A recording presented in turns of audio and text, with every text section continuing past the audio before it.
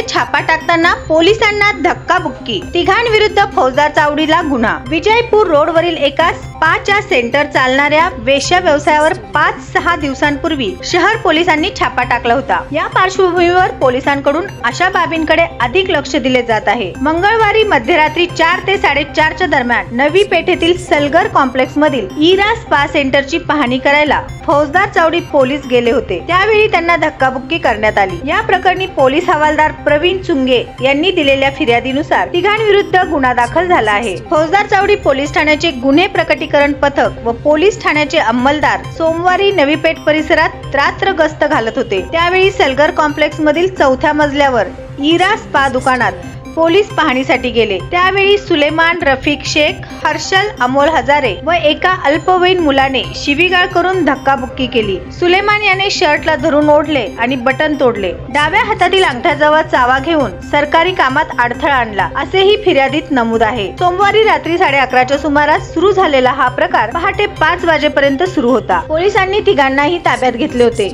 त्यांना जामीन देऊन नोटिशीवर सोडवण्यात आले आहे। पोलीस उपनिरीक्षक श्रीकांत पाटोळे हे तपास करत आहेत।